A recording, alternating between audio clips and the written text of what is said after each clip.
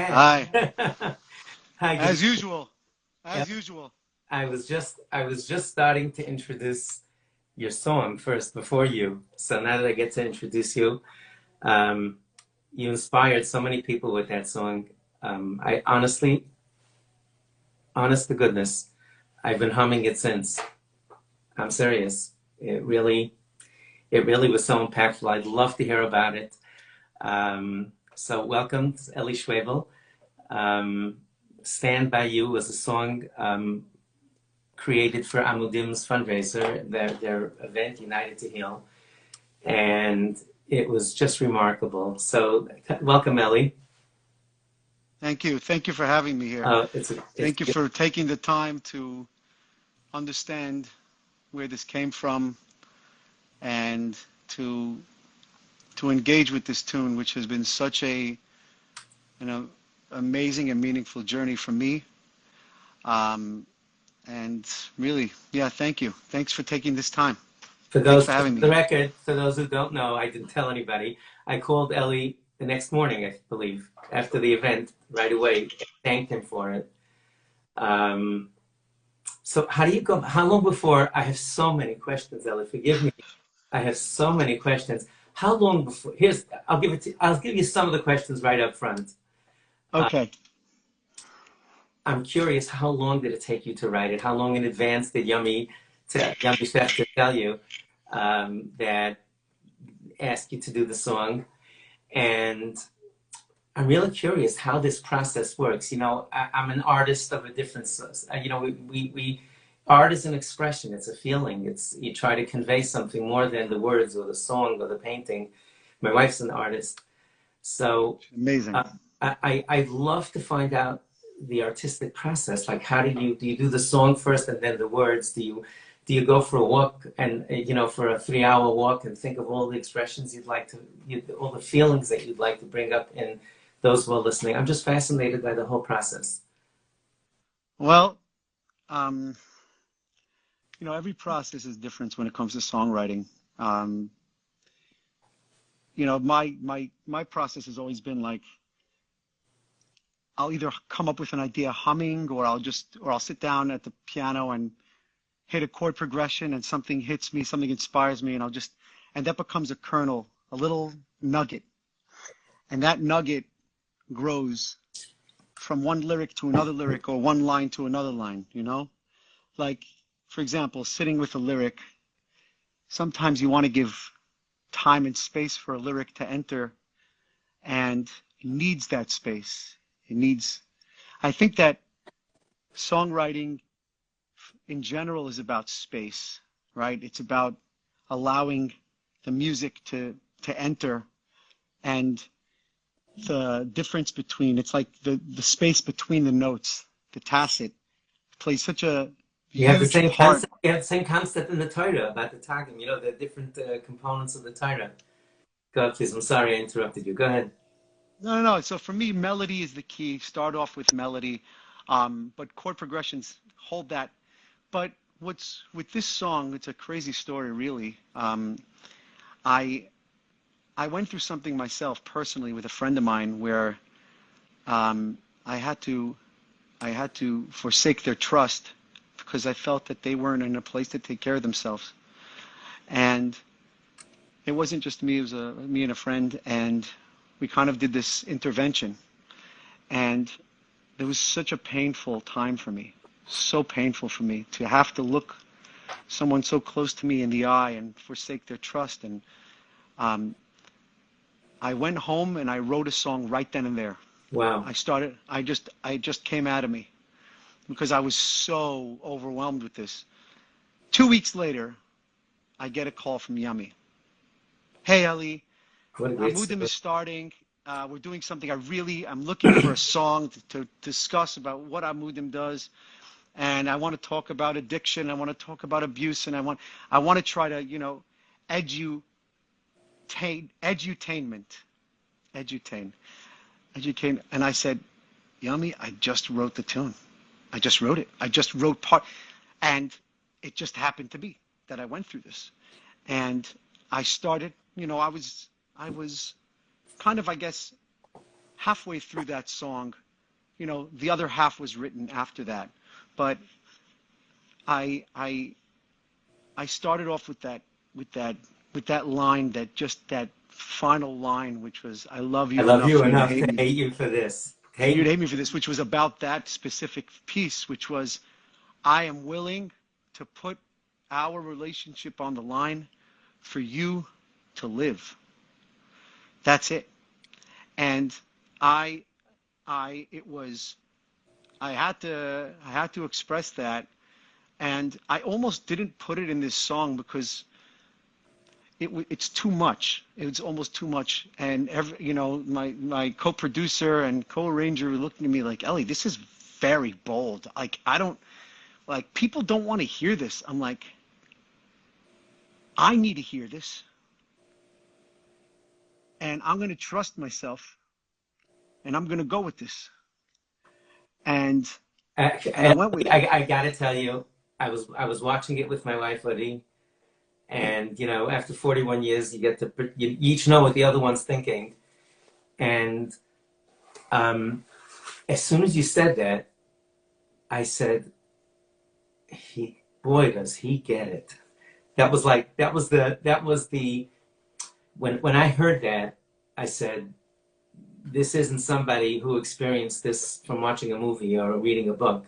The meaning helping somebody and going through that agony of being prepared to lose a friendship and putting putting your neshama on the line, your soul, and doing it out of love. That sometimes then they don't want to get that love. They don't want to get that intervention, but you really saved their life. And as soon as I heard that, I was blown away. I was blown away. It really was. It was extremely Yeah, impactful. it's when you're writing, um, part of writing uh, is not thinking and kind of watching what happens. From a you're you're just watching yourself. You're actually not even watching. You're just being, and something happens afterwards, and you're like, "Oh, that's what happened." And those words came out of me. I didn't even know till afterwards, and it hit me across the face the same way it hit everyone else. Like, I don't know what's happening when it happens. I had uh, this guy who I became friends with, actually. His name is Corey Henry. He is Corey Henry is the number one organ player in the world. He's like up there with Jacob Collier, and he spent about 10 nights with me. He brought over Macy Gray to my house. It was like such an honor. You mean And while doing this song? You mean? separately, Oh, separate and this. I saw him play, and he's playing my piano. And I said, "Corey, do you realize like how you were?" He's the Gadol Hador in this. He's like the greatest of all time. Like, wow. He plays Stevie Wonder. It's on everybody. It's just like this. How does a man? He goes to me. He goes, "Hey, Ellie, I'm just pressing keys, man. I'm just pressing keys." He's not conscious, and it's having enough craft to let go, and that's how I was able to watch that happen to me. And I was just like, "Oh my God, did I just say that?" Like, So that's when I knew it was MS. Um, when it hits me. Can I tell you, Ellie? Can I ask you a question? Um, I can't even imagine the amount of reaction that you've been getting to the song. What was one or two things that came to mind that were most meaningful to you? Things that people told you in response to the song, and if you can't remember, that's fine. Um, No, I can go through the messages, um, but some of the stories that happened was just like people telling me, "You saved my life." Like well, a couple of different people said that to me. You literally saved my life. I never knew, I never felt seen before in my life until this song. I had a guy, I had many people come to tell me this for the first time ever. They've never said it before, that they've been abused. wow, Um, wow. a guy came over to Yummy, um, and told him that he's never said that before to anyone. And because of the song, they've said it. I mean, but forget about that. It's probably 1,000 messages. It's probably 1,000. Um, just the amount of people saying how much this means to them. It's like on repeat for them. This is just something that the message of you're not alone Okay. on such a fundamental level, I think on the most fundamental level of life, where someone will feel the most alone, where there is the most shame, the most pain, on an existential level. And, love songs have been written. Yearning for God has been written on every, but this type of being seen, this type of being with, it hasn't really been written about in a nuanced way, where I turned over these lyrics for 4 months straight.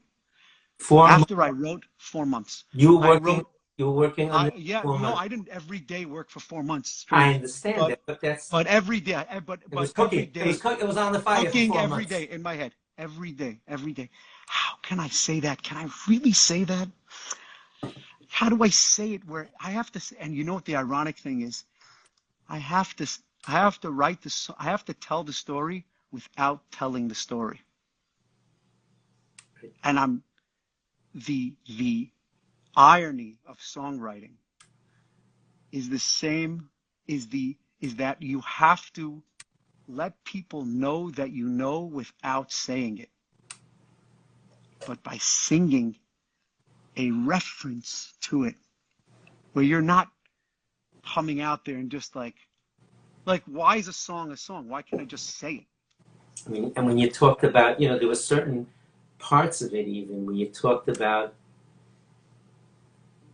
this kid sitting alone in bed at night with that horrible replay in his mind of all, there were certain parts of it that I really believe, Ellie, that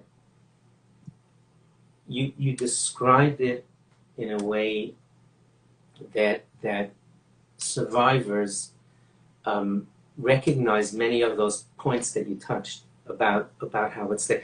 Somebody asked me why abusers get such long. One of the abusers got a very long sentence, and he said, "But how come you send to the police if they get such long sentences?" So first thing, may Hashem forgive me, I asked them, say, you know what? Why don't you when you're ready to have him come to your house and sleep with your grandchildren in the same roof, then then you can talk about getting. Then I just thought, I said it's okay to molest somebody else's. But then I said, you know something? The only ones with the life sentence are the survivors, because that guy might get parole one day, and that's why I said, I've spoken to so many survivors. I'm thankfully, I wasn't abused myself, but seeing it through their eyes, that it's a life sentence. They never doesn't mean they can't function, but it's there. And you brought that out in the song also. There were so many parts there that just I'm really blown away. Why did you write "Stand For by you" stand stand for for you you. rather than by you or with you? I'm just curious. Stand for. If you really think about it, standing by doesn't really speak to the helplessness that this person feels. They don't need you to stand by them. First, stand for me. They need the people who are in power. They need the friends who are their rocks to stand for them, because they can't stand for themselves. They just Wow. can't. They can't. That's why the lyric hits, because it's the MS. They just can't do it. And, Wow. to stand by you is like, it's so much easier Like I'll stand, it's easier to do that, because you got this. No, no, no, you don't. No, I don't got this. I don't have it. I can't. I can't stand for myself. And I need first for you to stand for me, and then I'll learn to stand by myself, and then you can stand by me. But first, stand for me. Wow. So that was a process that you went through thinking this, how to express it. It's fascinating because I would think bye is the ultimate compliment, you know? It is. It is. It's the most empowering one. Right, right. But it's Once not it's, for, yeah, you want that independence. You definitely want that independence to be created. But the first step is there is no independence. There is only shame and loneliness.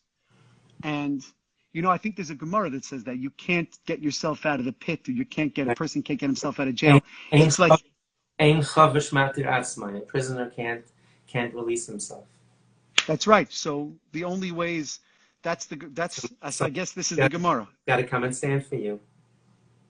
Someone's got to stand for you. Wow. Wow, that's amazing. And I said to myself, Ellie's got a story for that one. I'm sure there's a reason and it blew by me. I didn't get it. I didn't get it till now.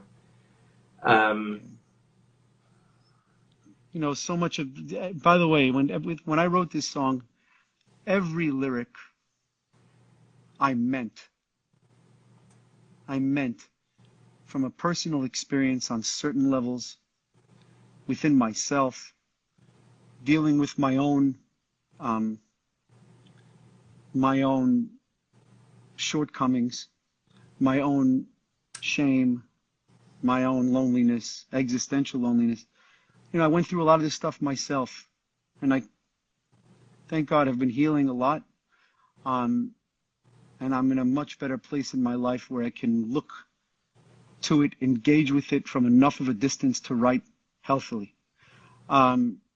Which is, you have to have distance. You have to detach in order to really create something beautiful.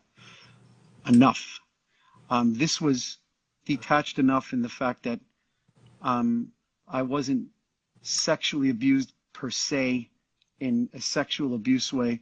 I've had my own experiences that are offshoots, but enough to relate on my level, and enough to speak about where I'm connected to it intimately, but not enough to describe the absolute. I did my best to speak about it with dignity. You see, the key is to dignify. I had to write his voice inside your head. That is so descriptive of that experience. It's heartbreaking. It's just, I know when it breaks my heart when I'm writing something. You know what I'm saying? It's like, yeah. I have to tell you an interesting story. When I started writing about teens at risk in 1996, it was like a new topic. People weren't talking about it much, and there was a lot of churn around it. And I was at an Aguda convention, and a very, very distinguished Rosh Yeshiva, his name you would know, and all our listeners would know, came to me and asked me what I would suggest. He recently found out that a lot of his top Talmidim, the top students, were listening to English music. He's from the general population. Wasn't not inappropriate lyrics, but he would have liked them to listen to Jewish music, whatever. And he said that it really upset him. I give him tremendous credit. I was 38 years old then, right? And this man, is in Gan Eden already. He asked me, he says, what should I do? So I just blurted out, does the Rosh Yeshiva have any kumzitzes with the kids? I blurted it out. A kumzitz is when a bunch of people sit around with a guitar or sing songs together, engaging the soul. So what? What are you saying, Ellie? It's amazing. You said, really? Step up to the plate. So you know what I said? I said Rosh Hashiva. There were many times over, especially the first few years, that I just like I wanted to grab those words and put them back in. I said, I can't believe I said that. So I really said it like this. I said it very softly, with tremendous respect, of course. But I said, you know what it's like, Rosh Hashiva? I said, it's like a car salesman who only has cars and not vans on his lot at all. And he says, I don't understand it. Nobody's buying any vans from me. So I said, you can engage their minds, Rosh Hashiva, and I'm sure you do. He's a brilliant man, you know. I said, I'm sure the Rosh Hashiva is engaging their minds tremendously. But their hearts are out there for anyone that's going to take it. I don't believe engaging the mind without the heart. Well, I don't believe in it. I don't believe it ever hits correctly. Meaning I you know, but if music is saying you don't give them a dish, a soul dish, this other dish. Meaning Torah, you're supposed to hit them heart too. You know what I'm saying? No, but no. And by the way, if you look throughout our history, the Hasidim and the Prushim, you know, the non-Hasidic world, the Vilna Gaon's world, and the Prushim. What? You don't call them Misnagdim. That's what the Misnagdim was from the Hasidim. Misnaged means they would call connected, yeah. They would call them Prushim, but the Misnagdim was a name given by the Hasidim. I'm a Hasid on all sides in every generation, but in other words, the Prushim, that's what they call themselves. But there was also it was the same. You see so much Kabbalah, Tefillin Shel Yad and Tefillin Shel Rosh. The tefillin that we put on our hand, which correlates to binding our souls to God.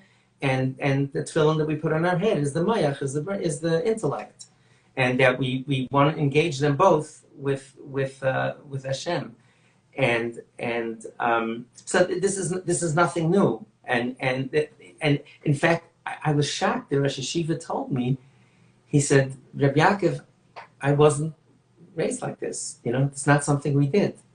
So I gave him the name. I told him, I said, Rosh Hashiva, I have two perfect people for the Rosh Hashiva. I said, invite him over to Yeshiva, see how it goes. If it's a waste of time, so, you know, I said, get one of them. I'm sure people will be glad to sponsor it. Pay him for the night. Let him come over and sing with the Bachram with the kids. Let me know how it goes. He came to me. What? Who was it? Who? What do you mean? Who did I send over? Yeah. That was Shirley Williger. I love Shirley. He was a young man at the time. I said he's very heartsick. He's very, you know. He is. He's a great guy. I have other great friends in the music business. I'm saying that, but I just thought that I happened to have been at a Kumsitz, that he was running at a hotel program I was in. That's why I thought of him, and I couldn't believe it. He remembered. A few months later, I saw him in a public setting, and he said, Reb Yaakov, thank you. It changed my yeshiva. He said it changed my yeshiva. So, you know, I think that's really the message for us as parents, everybody listening, that this expression, there are some people who aren't tuned into art, and some people who aren't tuned into creative writing, and people who aren't tuned into music. But most of us, in some ways, most of us feel that tug of the soul. I think the Baal Shem Tov was the one who called it. It's the language of the soul. It's the language. Music is the language of the neshama, and you see, because you could even hear a song in Greek or Italian or whatever, and you can find somehow you can hum the lyrics, and you say the words, you don't even know what they mean. There's a certain tug that music has in our hearts, and I think it's so important as parents that we engage the children in it, and. Yeah, I have so many stories of people that, I mean, my sister will kill me if I say this, but she's been... Maybe don't. All right, maybe not. No, but she's cool. You know, your family and I go back...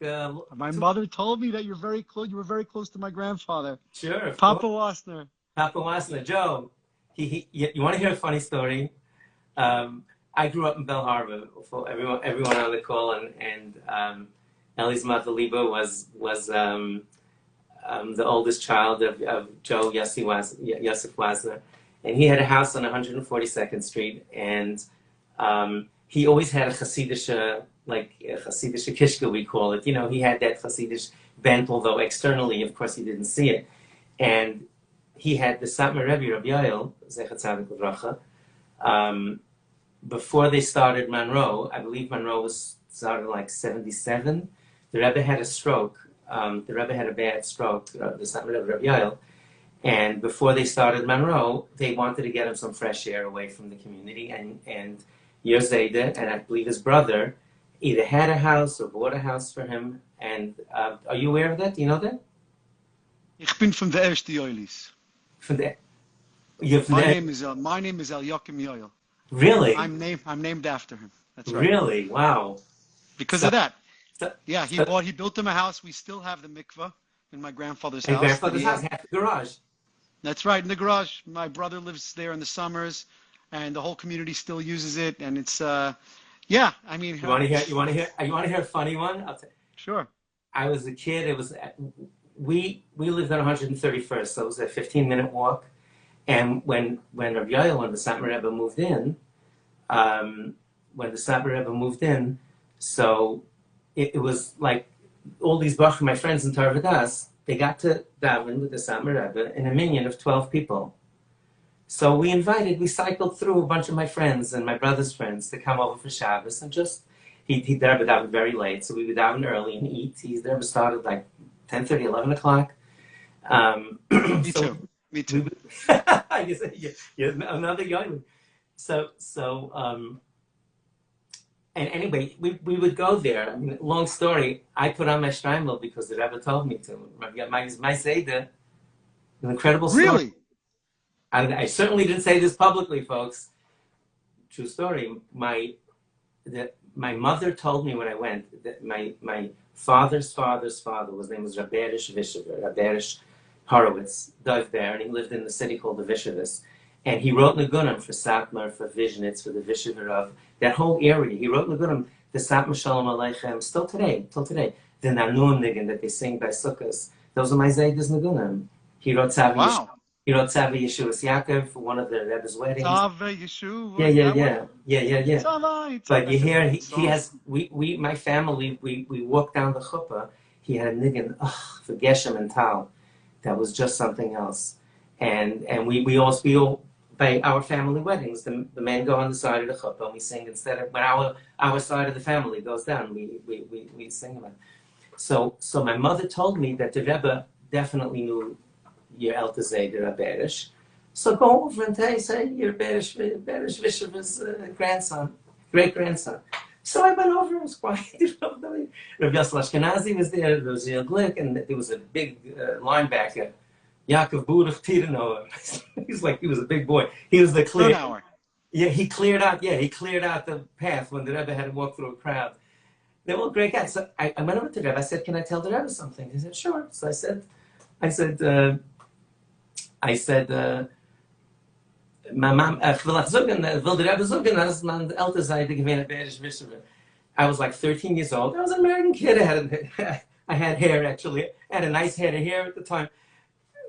You can't make this up.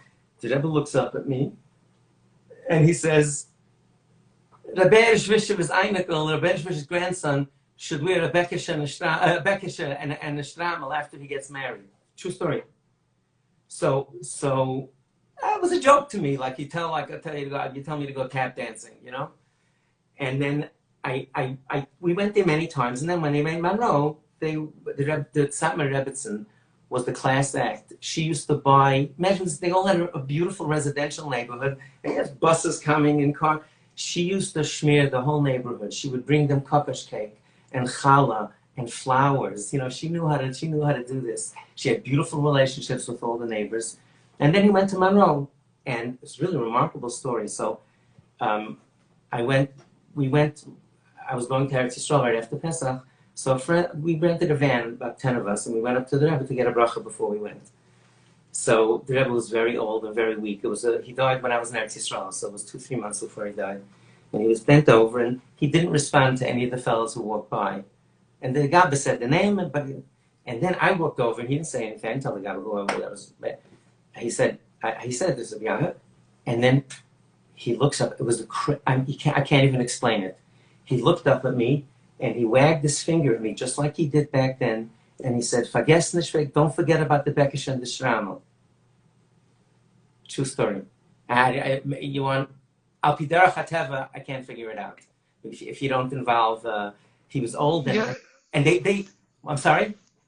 Good thing you didn't say that to me. I mean, you know what I'm saying? Like, So I told I the don't know if Rebbe. I'm giving this up, you I know? told the Rebbe gives me a bracha that my wife won't object. Belina, I'm going to put it on. Which to me was, like, so I was clean shaven when we got married. And look, Wow. When did you put it on? How I, old were you? I, I, I don't believe in doing stuff. I asked her, I asked my wife, said, she's just an amazing human being. I asked her, I said, Shefel, do you mind if I would like to honor my Elta Zayda? Because nobody at the time, my brother, my younger brother, my tzaddik brother, Yehuda, wears the shtraimel. I'm not sure I would have put one on if I knew I wanted one of his Aniklach to wear it. And I had told the Rebbe I would. So I told him to give me a bracha. I went over there and I said, do you mind? She says, like, what for? Well, whatever. So she said, okay, if it means something to you, go right ahead. We decided we're not going to raise our children Hasidish, Badafka. You can't mish them up. But I put on our oldest son. I grew a beard right after we got married, and I put on a bekisher for our first son and a shtreim bris, and a shtreimel for the second son. And my wife said, thank God we only had girls after that. Otherwise, you'd beware. Otherwise, where is there a Das girl? is What okay. else? Yeah, some Rebbe, that would have been no, but it's such nice memories there of your grandfather, and I wanted you to be able to through this art to live through some of what the great work your grandfather and his brother did in the neighborhood, and This is it my was grandfather bought me this piano. get He out of bought here, me. really? Yeah. Wow. He said to me, Ellie, he always urged me. You know, my grandfather was he was a very successful businessman. He was my Yep. hero. My father, my hero, but my grandfather he's like a mafia don. He spoke like this. He spoke like Robert De Niro and Al Pacino. Like, that's what he spoke. And he was just a lion. And I always wanted to be this big businessman. I spent a lot of time doing that. And I was pretty successful, but I didn't make me happy. But his whole life, he told me, Ellie, just stick with music, stick with music. And I was like, easy for you to say, you're rich. You know what I'm saying? Um, and, uh, and he bought me this piano. He said, go out and pick the piano that you want. And I bought this U3 right here, this Yamaha U3, my baby. What's it? Um, What's a U3? Explain to an Amoritz, so to an no, ignorant. it's the model number. It's a model number. But basically it's an upright. So the piano, this is really like you can imagine a baby grand. I was just gonna say, it looks like a mini baby grand. Right. So it's not really so mini because it's a lot bigger than it looks because, um, it's basically taking a baby grand and standing it up against the wall, which is what it's called, an upright. Okay, Um, well, upright. You said but upright. Know what I yeah, meant? it's called an upright piano. But basically, you take that and it has such a big sound, but up against the wall. And I did something really cool with it, where this is actually a practice pad. If you see. So it's a pad. I don't know if you can see that. Well, let's see if I A can. little bit. I see the white that felt or something on the back. Yeah, like this is a practice pad, this felt. So you're supposed to, the way it was created is at night, you shouldn't wake up the neighbors, right? That's what it's a practice. It's like that's what the pad is meant for. Okay. But I worked with it and I was like, when I used to practice with it, I was like, it sounds so beautiful. So like this is what the regular sound sounds like, right? Like right, right, I was just gonna tell you to play a chord. right. Now, Is that on the practice pad? no, that's the real one. That's the big one. Go ahead. Now listen to this. Wow. So you get the same thing in But miniature. it has such width and it's muted and it's like much more intimate.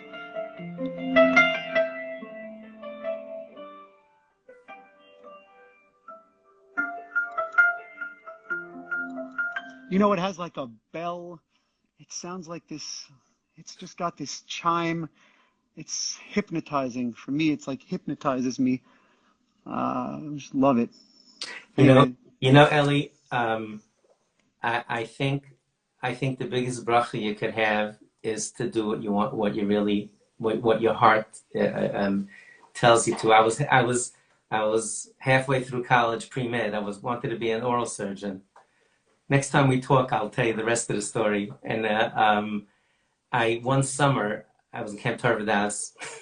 I went to Camp Tarvadas and I asked for that. I was really into basketball then, so I asked, what's the job that I could take to do the least amount of work? So he said, a learning Rebbe.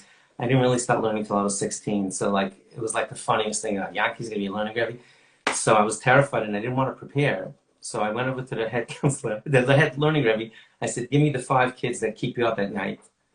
I said, I'll take them for my learning group. Don't ask me how much I learned. If I learned what I did, you will not see them all summer, and they'll be learning something. Is that a deal? So he says, great, you got them. And I just fell in love. I said, this is what I was meant to do. You know? wow. So How you feel that transformation? What was it that? What was it that that hit you so hard that hit you between the eyes that made you know that? What was it about teaching? I just felt, I just felt, Dick Butkus, the football player of the Bears, he said some men will be accountants, some people should be lawyers. I was born to hit people on the football field. That summer, these kids who had no hope, and you see how restless I am. I'm 62 years old now, and that energy and thinking out of the box and the same guts that it takes to get up at an Aguda convention in 1996 and talk about kids dropping out of yeshiva, with 4,000 people in the Rosh Yeshiva there. That package doesn't do that well in 8th grade. You're thinking, if you're an independent thinker and you're spunky and you don't care what people think of you, that's not such a... And I just saw the kids. I saw those little Yankees. I had 5 little Yankees in my class. And we went for walks. I took them, today they would say, I should make sure I have somebody chaperone. No, but we had 5 kids. So I took them for walks. We went nature. I taught them astronomy. I taught them all sorts of things. And we learned some Mishnah and a little bit of Chumash.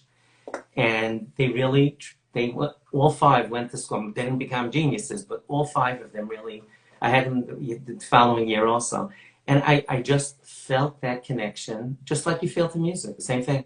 I just felt that this is what I was meant to do.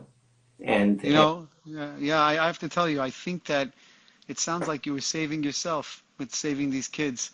Yeah. Like you get to take all your pain, and I think that's what art really is when you take what you feel as deep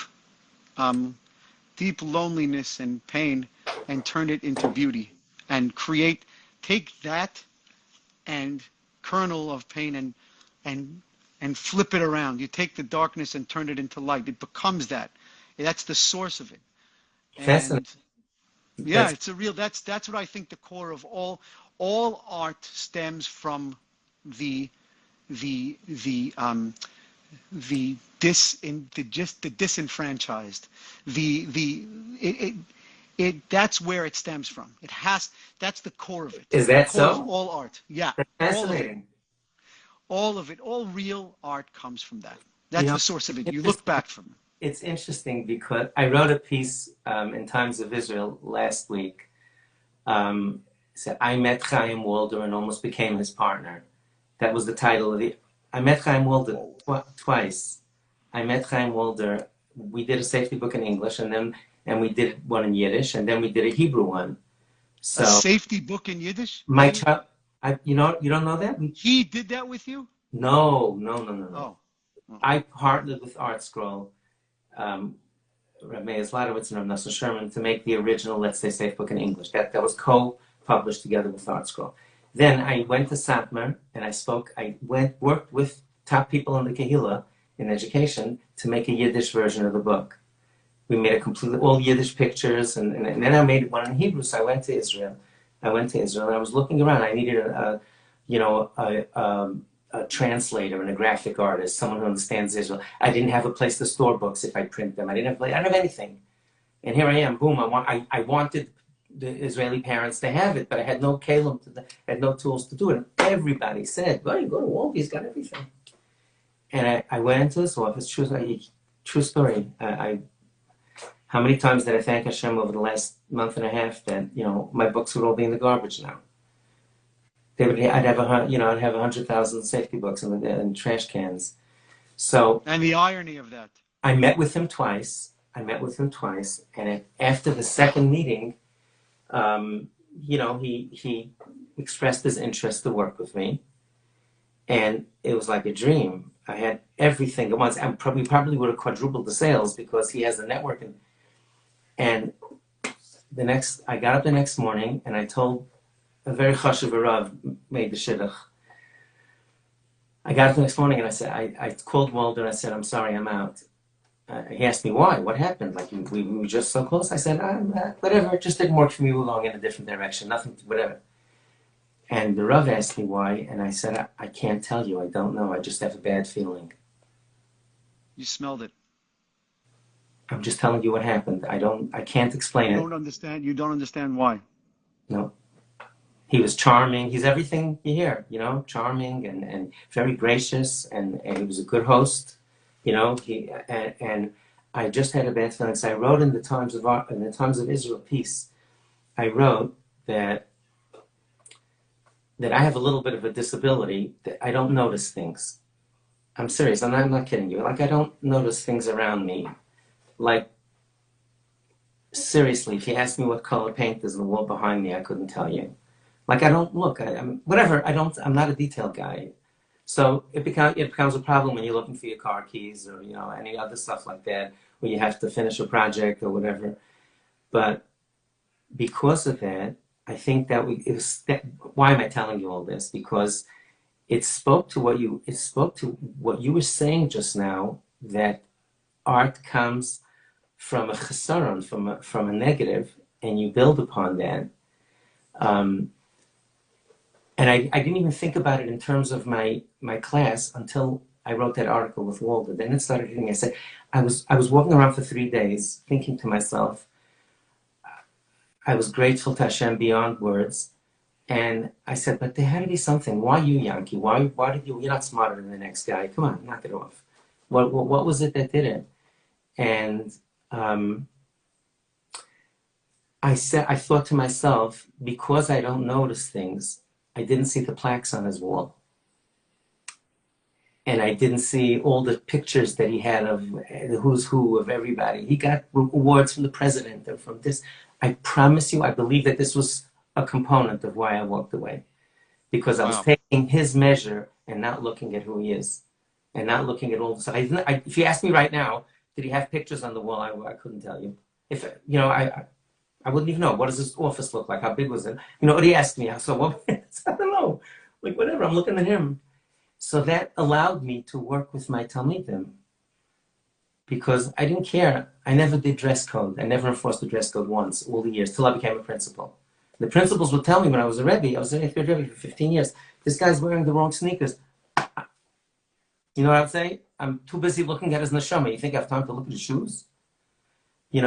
So this disability of mine that doesn't let me notice, I don't naturally notice things, was a tremendous, I think that's what saved me from Walter, that I just walked in and looked at him.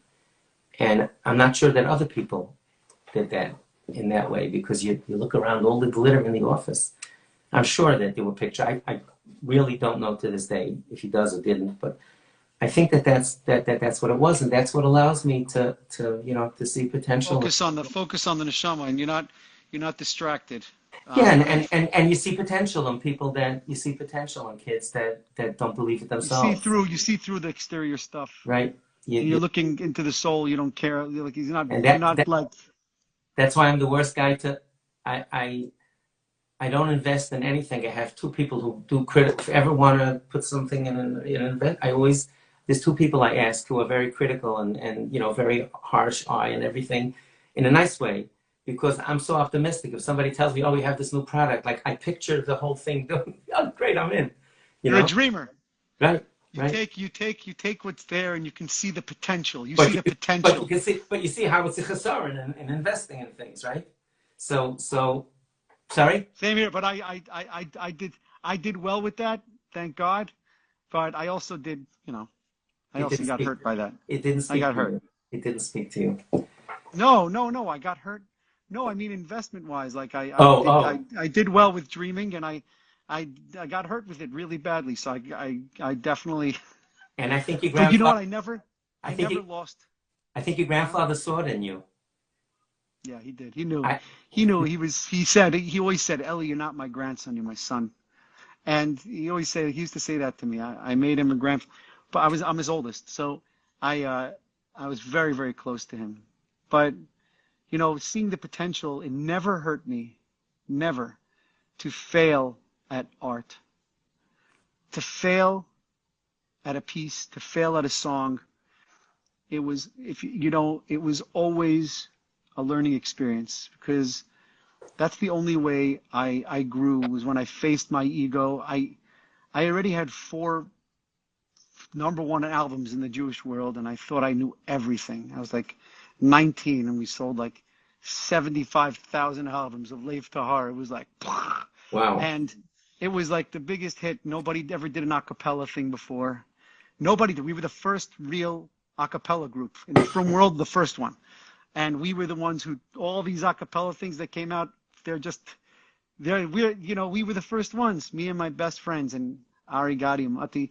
And, um, and I was working on my personal album and I met my Rebbe, who I call my Rebbe, but he's my co-producer, Asi Spector. I went to him to do some keyboards and he looked at me and he said, Ellie, this music is horrible. He didn't use the word horrible. He used something else. Okay, but we're on Instagram Live with from people. I don't Yeah, know if they can yeah, I handle it. got it. Okay, he said this is horrible. I said, what do you know? He goes, listen to this. He goes, listen to this. And I listened and I said, I left the guy. I said, this guy's full. He doesn't know anything. And I came back a second. Something inside me knew something was, and I went back that I didn't know. Fascinating.